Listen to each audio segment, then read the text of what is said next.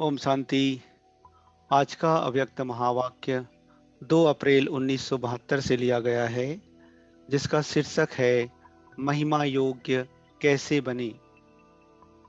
सदा उपराम अवस्था में रहने के लिए विशेष किन दो बातों की आवश्यकता है, क्योंकि वर्तमान समय उपराम अवस्था में रहने के लिए हर एक नंबरवार पुरुषार्थ कर रहा है। वह दो बातें कौन सी आवश्यक हैं जिससे सहज ही उपराम स्थिति में स्थित हो सकते हो? याद तो है, लेकिन उनमें भी दो बातें कौन सी है वह सुनाओ। दो बातें दो शब्दों में सुनाओ। अभी तो सारे ज्ञान के विस्तार को सार रूप में लाना है ना। शक्तियां विस्तार को सार में सहज कर सकती हैं। अपने अनुभव से सुनाओ। उपराम अवस्था व साक्षीपन की अवस्था, बात तो एक ही है। उसके लिए दो बातें यही ध्यान में रहे। एक तो मैं आत्मा महान आत्मा हूँ, दूसरा मैं आत्मा अब इस पुरानी सृष्टि में व इस पुराने शरीर में मेहमान हूँ। तो महान और मेहमान, इन दोनों स्मृति में रहने से स्वतः और सहज ही जो भी कमजोरियां व लगाव के कारण उपराम स्थिति न रह आकर्षण में आ जाते हैं, वह आकर्षण समाप्त हो उपराम हो जाएंगे। महान समझने से जो साधारण कर्म व साधारण संकल्प व संस्कारों के वश चलते हैं, वह सभी अपने को महान आत्मा समझने से परिवर्तित हो जाते हैं। स्मृति महान होने के कारण संस्कार व संकल्प व बोल व कर्म सभी चेंज हो जाते हैं। इसलिए सदैव महान और मेहमान समझकर चलने से वर्तमान में और भविष्य में और फिर भक्ति मार्ग में भी महिमा योग्य बन जाएंगे। अगर मेहमान व महान नहीं समझते तो महिमा योग्य भी नहीं बन सकते। महिमा सिर्फ भक्ति में नहीं होती, लेकिन सारा कल्प किस न किस रूप में महिमा योग्य बनते हो। सतयुग में जो महान अर्थात विश्व के महाराजन व महारानी बनते हैं, तो प्रजा द्वारा महिमा के योग्य बनते हैं। भक्ति मार्ग में देवी व देवता के रूप में महिमा योग्य बनते हैं, और संगम में जो महान कर्तव्य करके दिखलाते हैं, तो ब्राह्मण परिवार द्वारा भी और अन्य आत्माओं द्वारा भी महिमा के योग्य बनते हैं। तो सिर्फ इस समय मेहमान और महान आत्मा समझने से सारे कल्प के लिए अपने को महिमा योग्य बना सकते हो। हर कर्म और संकल्प को चेक करो कि महान है अथवा मेहमान बन करके चल रहे हैं व कार्य कर रहे हैं, तो फिर अटैचमेंट खत्म हो जाएगी। मेहमान सिर्फ इस सृष्टि में भी नहीं, लेकिन इस शरीर रूपी मकान में भी मेहमान हो। देह के भान की जो आकर्षण होती है, वह स्मृति के रूप में जो संस्कार रुके हुए हैं, वह बहुत ही सहज मिट सकते हैं। जब अपने को मेहमान समझेंगे, कोई आपका मकान है, आप उसको कारणे अकारणे बेच देते हो। बेच दिया तो फिर अपनापन चला गया। फिर भले उसी स्थान पर रहते भी हो, लेकिन मेहमान समझ कर रहेंगे। तो अपना समझ रहने में और मेहमान समझ रहने में कितना फर्क हो जाता है। तो यह शरीर जिसको समझते थे कि मैं शरीर हूँ, अभी इसको ऐसा समझो कि यह मेरा नहीं है।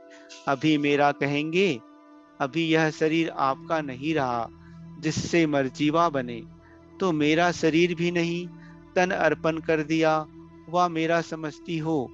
अभी इस पुराने शरीर की आयु तो समाप्त हो चुकी। यह तो ड्रामा अनुसार ईश्वरी कर्तव्य अर्थ शरीर चल रहा है। इसलिए आप अभी यह नहीं कह सकती कि यह मेरा शरीर है। इस शरीर में भी मेरापन खत्म हो गया। अभी तो बाप ने आत्मा को कर्म करने के लिए यह टेम्पररी लोन के रूप में दिया है। जैसे बाप समझते हैं मेरा शरीर नहीं, लोन लेकर कर्तव्य करने के लिए पार्ट बजाते हैं, तो आप भी बाप समान हो ना। मेरा शरीर समझेंगे तो सभी बातें आ जाएंगी। मेरा शब्द के साथ बहुत कुछ है, मेरापन ही खत्म तो उनके कई साथी भी खत्म हो जाएंगे, उपराम हो जाएंगे। यह शरीर लोन लिया है ईश्वरी कर्तव्य के लिए, और कोई कर्तव्य के लिए यह शरीर नहीं है। ऐसे अपने को मेहमान समझकर चलने से हर कर्म महान स्वतः ही होगा। जब शरीर ही अपना नहीं, तो शरीर के संबंध में जो भी व्यक्ति व वैभव है वह भी अपने नहीं रहे। तो सदा ऐसा समझकर चलो। ऐसे समझकर चलने वाले सदैव नशे में रहते हैं। उनको स्वतः ही अपना घर स्मृति में रहता है। ना सिर्फ घर, लेकिन 6 बातें जो बाप के प्रति सुनाते हो वह सभी स्वतः स्मृति में रहती हैं। तो जैसे बाप का परिचय देने के लिए सार रूप में सुनाते हो, उसमें सारा ज्ञान आ जाता है। वह सार 6 बातों में सुनाते हो। तो अपने को अगर मेहमान समझकर चलेंगे तो अपनी भी 6 बातें सदा स्मृति में रहेगी। नाम सर्वोत्तम ब्राह्मण है, रूप शालिग्राम है। इसी प्रकार से समय की स्मृति, घर की स्मृति, कर्तव्य की स्मृति, वर्षे की स्मृति स्वतः ही रहती है। सारा ज्ञान जो विस्तार में इतना समय सुना है वह सार रूप में आ जाता है। जो भी बोल बोलेंगे व कर्म करेंगे उसमें सार भरा होगा, असार नहीं होगा। असार अर्थात व्यर्थ। तो आपके हर बोल और कर्म में सारे ज्ञान का सार होना चाहिए। वह तब होगा जब सारे ज्ञान का सार बुद्धि में होगा। सदा नशे में रहने से ही निशाना लगा सकेंगे। अगर नशा नहीं तो निशाना ही नहीं लगता है। सारे ज्ञान का सार 6 शब्दों में बुद्धि में आने से सारा ज्ञान रिवाइज हो जाता है। तो नशा कम होने के कारण निशाना ऊपर नीचे हो जाता है। अभी अभी फुल फोर्स में नशा रहता, अभी अभी मध्यम हो जाता है। नीचे की स्टेज तो खत्म हो गई ना। नीचे की स्टेज क्या होती है, उसकी अविद्या होनी चाहिए। बाकी श्रेष्ठ और मध्यम की स्टेज, मध्य की स्टेज में आने के कारण रिजल्ट व निशाना भी मध्यम ही रहेगा। वर्तमान समय अपनी स्मृति की स्टेज में, सर्विस की स्टेज, दोनों में अगर देखो तो रिजल्ट मध्यम दिखाई देती। मेजॉरिटी कहते हैं जितना होना चाहिए उतना नहीं है।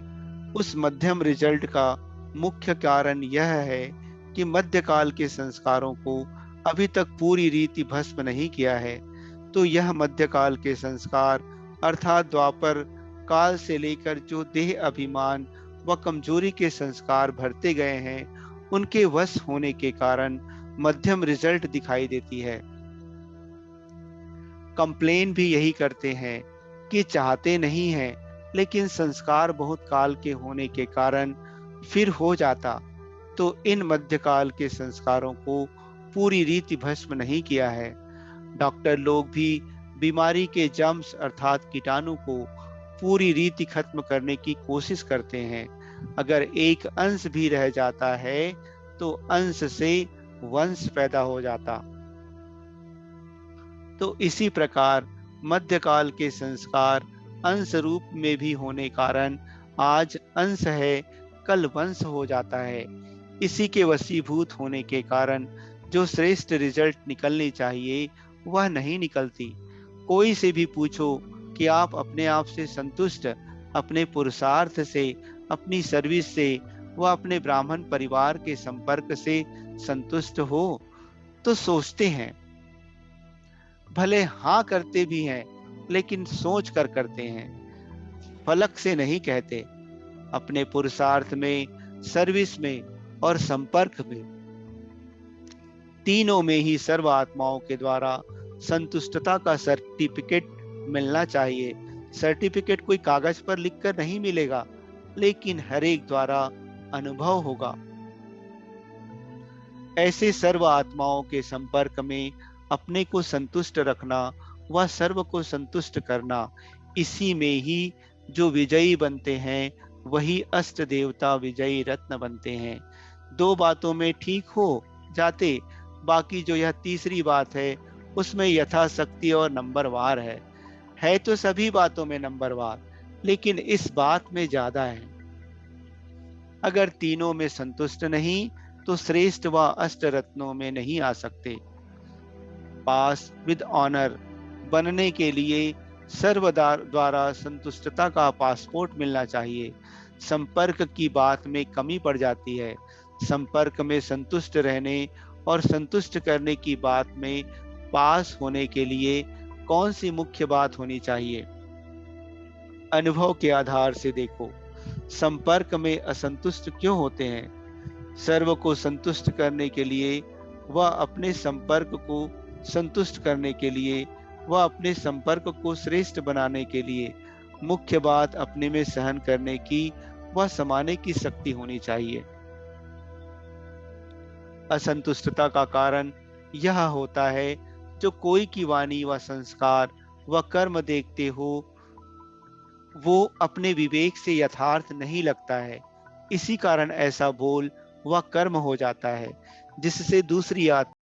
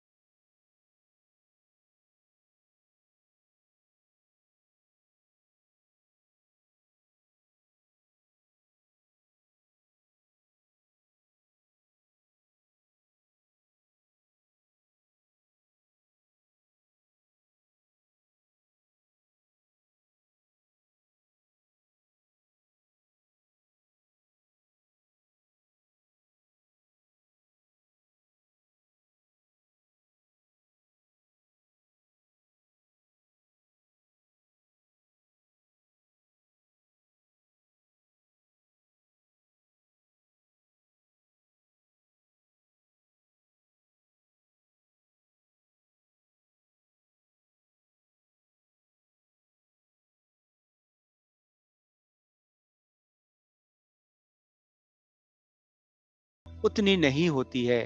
बुद्धि में नॉलेज होते हुए भी किस समय किस रूप से किसको नॉलेज व युक्ति से बात देनी है वह भी समझ होनी चाहिए। समझते हैं मैंने उनको शिक्षा दी लेकिन समय नहीं है, उनकी समर्थी नहीं है, तो वह शिक्षा शिक्षा का काम नहीं करती है।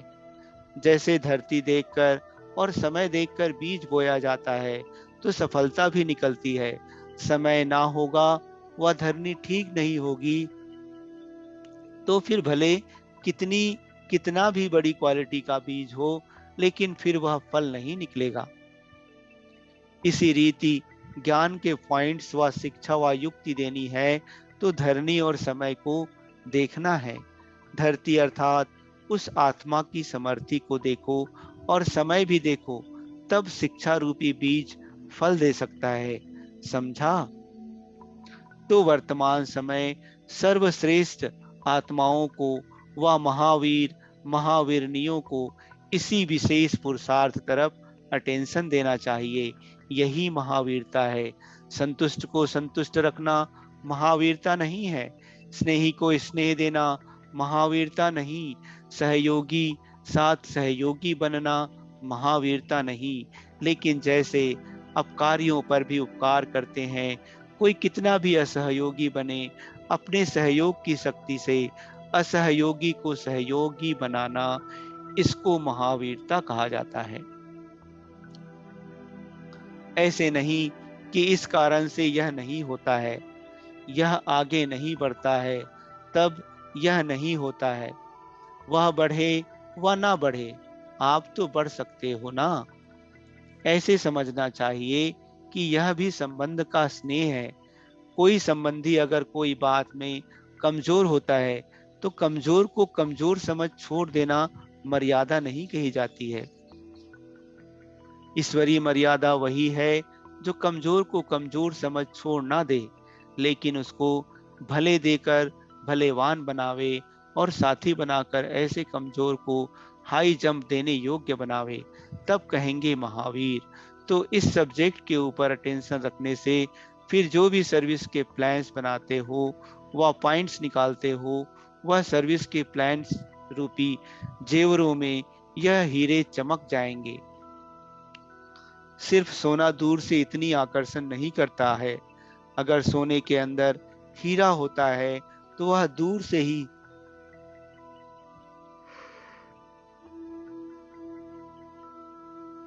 अपने तरफ आकर्षित करता है। प्लान्स बनाते हो, वह तो भले बनाओ, लेकिन प्लान में यह जो हीरा है, उसको हर एक अपने आप में लगाकर फिर प्लान को प्रैक्टिकल में करो। तो फिर सारे विश्व में जो आवाज फैलाने चाहते हो, उसमें सफलता मिल सकेगी। दूर दूर की आत्माएं इस हीरे पर आकर्षित हो आएंगी। समझा?